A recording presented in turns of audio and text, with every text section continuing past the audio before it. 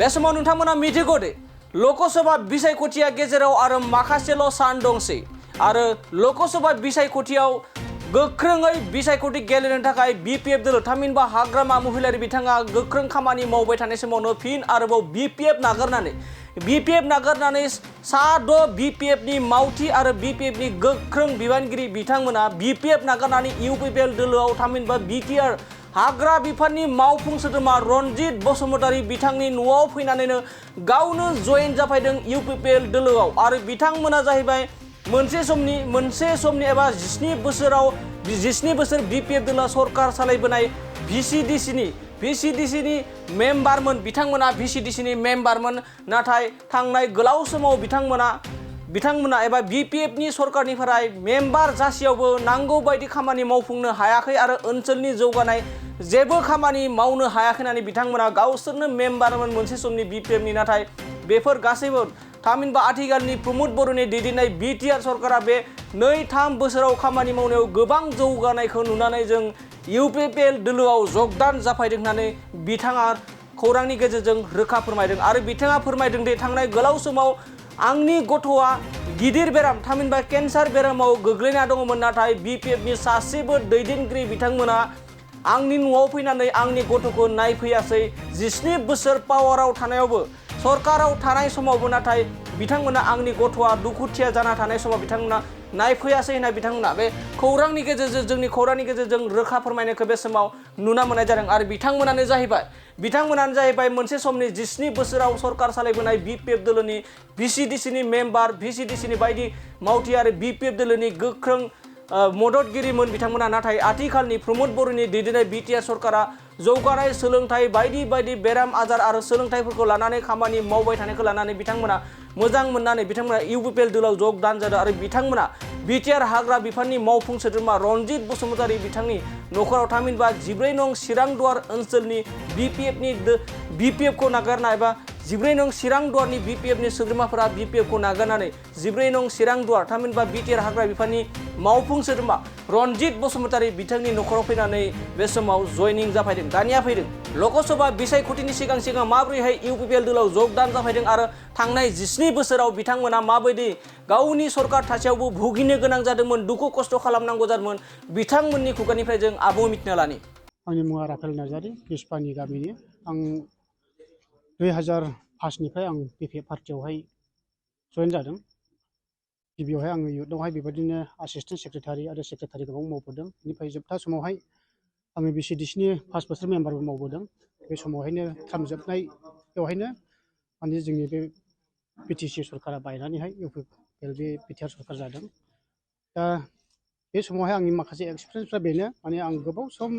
इयुथनावबो आरो VCDC member मावबोदोंमोन नाथाय मोनसे आंनि न'खराव मोनसे घटनाबो जादोंमोन आं बेखौबो दिनै नोंथांमोननि सिगाङावहाय बुंनो गोसो जायो मिडियानि गेजेरजोंहाय आंनि सासे गथ' दंमोन 15 बोसोरनि गथ' बे डन बस्क' स्कुलाव फरायगासिनो दंमोन बे उन्दै गथ'आ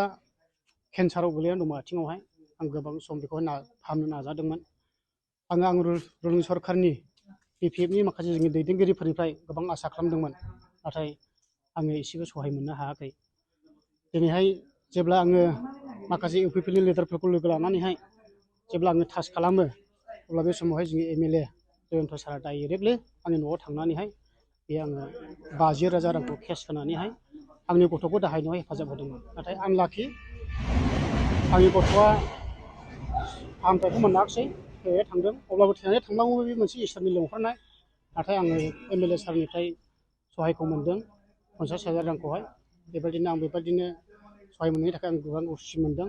आं बिथांखौहाय माबा मोनसे फिसा दानफोरनि गेजेरजों सहाय होनो हायाखै एबा थेंक्सबो हैनो हायाखै बेखायनो थायैहाय अब्लाबो आङो बिपिएफ सरकाराव थाबाय थाबावदोंमोन नाथाय बेसे बिपिएफ सरकाराव थाबाय थाबावनो होननानैहाय जोङो दिनैहाय आंनि गासै माखासे गामिनि जोंनिनो मेम्बारफोरखौ एबा सुबुंफोरखौ लानानै जोङो जयै रायलायलायबाय जों बेसे अपोजिसनाव थाबावनो जोङो बिटिआर सरकार जोंनि माखासे इउपिपिएलजों गोरोबनानैहाय जि गोदोसोनाय लामाफोरखौ खालभार्टफोरखौहाय एसे रायलायलायनायनि गेजेरजों सुफुंनो हागोन होननानैहाय जोङो मिजिंथिनानैहाय दिनै बे सरकारावहाय जों दा जोङो फार्स्ट दिनैहाय जयनिं जाफैबाय माखासे खोथा होनाय दंबावो नाथाय जों हरखाबैहाय जोङो लाबोजोबनो हायाखै जोङो आसा खालामदों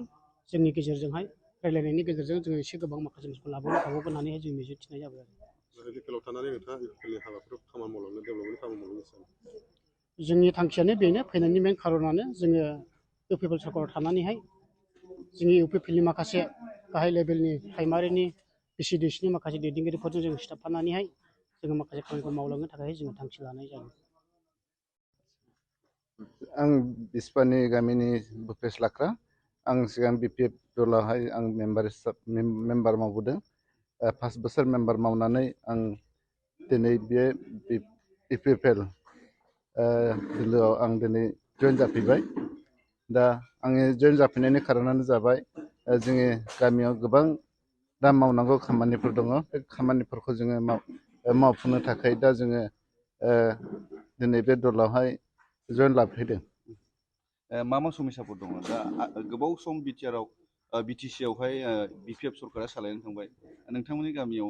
एसेबो सरकारनि जौगाथाय खामानिफ्रा सहैयाखै नामा? जोंनि गामियाव दा गोबां दा लामानि असुबिदा जानानै दङ। दा दंग'आवबो खालभार गैया, दंग'आव खालभार नांगौ आरो लामायाथ' लामा एकदम हाद्रि जानानै दङ दा असुबिदाया बे लामाया बिसेसकरि असुबिदा जानानै दङ। दा बेखौ जोङो दा मावनो थाखाय दा गोनांथार। दा नोंथांमोना साबेसे जनसो बिपिएफनिफ्राय सारनि न'आव आखाइ हमफैदों? दिनै जोङो 7 जन फैबाय। बिपिएफनि गोजामोन गासैबो? औ बिपिएफनि गोजामोन जों। दा इउपिपिएलआव थानानै इउपिपिएलजों मोजाङै खामानि मावलांनो सानो? औ जोङो बेखौ इउपिपिएलआव थानानै जों मोजाङै मावनो जों सानदों। थांनाय सरकारा नोंथांमोननि नांगौखौ सुफुंना होआखैमोन नामा? नांगौ बायदि सुफुंनो हायाखै थांनाय सरकारा। क'क्राझार नोगोरनि आरएनबि लामाजों थांनाय बागानसालि वार्ड नाम्बार 8 आव रायजो राजाफोरनि गोग्गो देहा लाखिनो थाखाय सानजोरां इन्टारप्राइजआ गोदानै जेनेसा वेलनेस प्राइभेट लिमिटेड बेखेवदों। बे सानजोरां इन्टारप्राइज आयुर्वेदिक गलायाव मानसिनाव जानाय गेदेर बेरामनि मुलिफोरखौ मोननो हागोन। किडनिकआव अन्थाइ जानाय, आथिं आखाइ जरा जरा सानाय, लिभार गाज्रि जालांनाय, मोदोमनि माननाय आरो बेनि अनगायैबो बायदि गेदेर बेरामफोरनि मुलिफोरखौ बे सानजोरां इन्टारप्राइजआव लांफैनो हागोन। सानजोरां इन्टारप्राइजआव गासै बेरामनि मुलिफोरखौ हलसेल राङावनो लांनो हागोन। सानजोरां इन्टारप्राइज बिगोमाया फोरमायबावनाय बायदिब्ला नैबे 9954157149 जानबुं नाम्बारनि गेजेरजों नोंथांनि गोनांथि जानाय मुलिफोरखौ सुलाद लानो हागोन।